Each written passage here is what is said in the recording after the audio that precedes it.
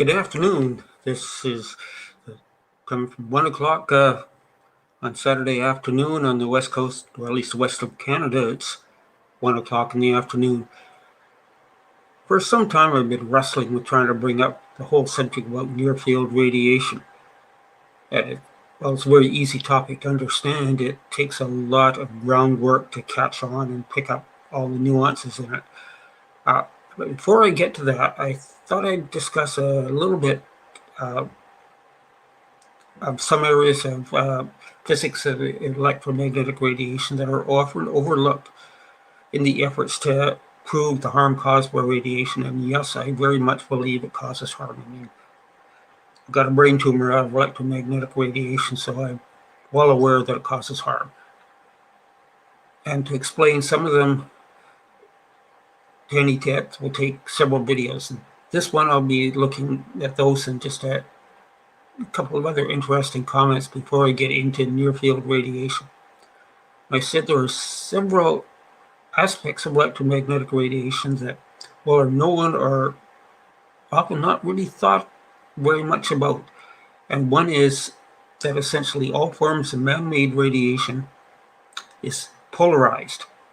And essentially all forms of natural radiation, as well as being orders of magnitude less, are not polarized. And that has to do with just lining up the wavelengths in a very consistent way. It becomes, shall we say, polarized. A good example is your polarized sunglasses.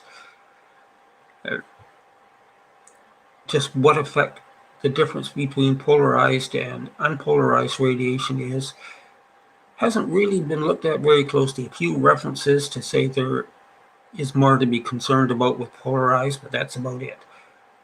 The second is natural radiation is not pulsed, whereas most man-made radiation, to make it work and carry data, etc., it becomes, well, not necessarily just to carry data, but it is a pulsed radiation, pulsed in terms of milliseconds at a time, but that's a distinct difference from natural radiation. And recently, the recent National Toxicology Program was looking at the effects of, I guess you could say, pulsed radiation, polarized radiation, when they simulated the effect of cell phones in their tests, and that's basically what they had their test on. It's no surprise they got some very different results than the effects of the constant beams that are normally used to discuss radiation. And third, the properties of electromagnetic radiation are significantly different when you get further away from the antenna into the far field and closer to the antenna in the near field, which is sometimes the near field and intermediate field. That it all has to do with the radiation starts from a single point, and then the magnetic and electric fields rotate until they're the $10 word for this is orthogonal to each other, but that means at right angles to each other. And in that zone, it is difficult in some cases, especially depending on the shape of the antenna, to properly calculate what the readings are. The readings one gets on their meter is not really the best meter if they're measuring in the near field. Now, most experts, I think you could say all experts, say that if one is measuring radiation in the near field, they should take the electric field and magnetic field as separate readings in several locations. Now, a number of consumer level meters do have what they indicate is to be the magnetic field, but in fact, they are not measuring the magnetic field, and one has to be aware of this when they are using the meter in close proximity to an antenna. And by close proximity to an antenna, that's a number that varies between involved in the frequency or calculated by wavelength, as well as the maximum size of the antenna.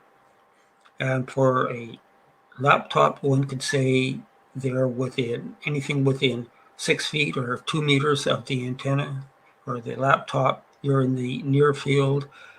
Cell towers, depending on the size, etc., and if there's other, shall we say, competing frequencies in the area, the distances can be and apparently have been measured up to 300 meters away. More typically, I think I would expect it about 100 meters away. But it's very important when you're measuring radiation to understand what your meter is measuring, how it's measuring, and the effect of how close you are to the antenna. Once you get into the far field, that's when the typically often repeated inverse square law is used to define how the radiation drops off. Well, that applies then. It does not apply to the same extent in the near field zone. There's many factors that could totally change it, and especially the closer you are to the antenna, as in holding a cell phone right up next to your ear, the more likely you are that you will experience these, what is one scientist has called spectacular peaks and valleys in radiation. Now, once again, before I get into looking at the at near field itself, I'll take a quick look at a handbook that was published by, it's a go-to handbook for most radio frequency engineers on the subject, and what he's talking about, how the human body affects the fields and different dielectric, or your ability to absorb radiation changes things. It becomes quite a complex discussion. And we'll just take a quick look at his radio frequency book. That is this he's got. Where did that go? Just bear with me, something jumped around on me.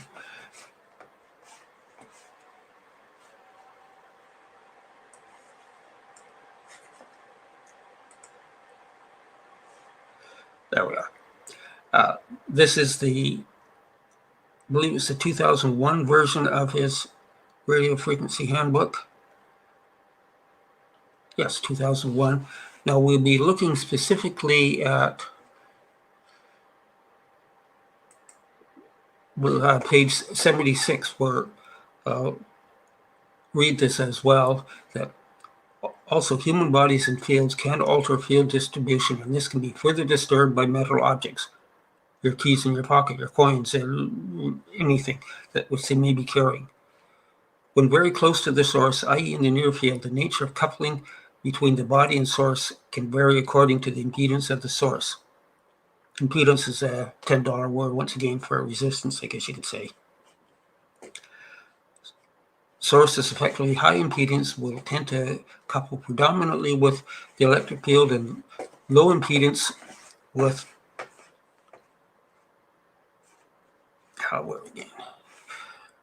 low impedance with the magnetic field. This problem has been highlighted with the use of mobile phones, where the antenna and body of the instrument are not only very close to the head, but also subject to movements most of us make when using them.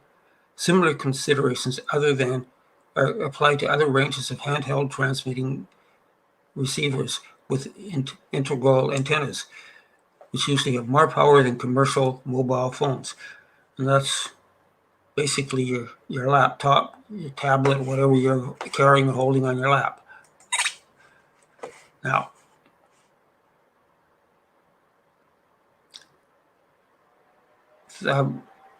something that I really think people have to pay more attention and think about. Now, this means that exposure limits do not have full validity unless they cover the worst case situations. And I don't think anyone can say that the ignorant-based standards such as Safety Code 6 are concerning themselves with the worst case situations. And I think we should remember that Ronald Kitchen was an electrical engineer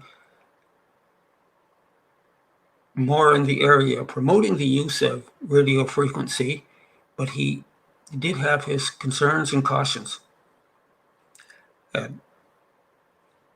Makes it all the more important when you realize that even a lot of electrical engineers know there are reasons for concerns, and we have to be more careful.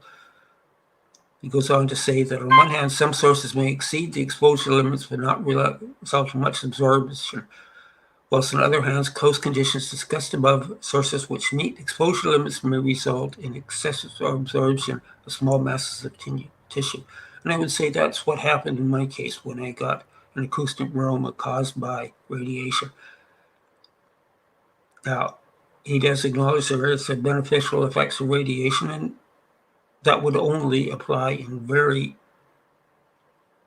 controlled situations where a defined outcome and specific frequencies, etc. That radiation that is indiscriminate coming out of your cell phone for whatever reason or your tablet, I don't think in any way one can say that there's a potential of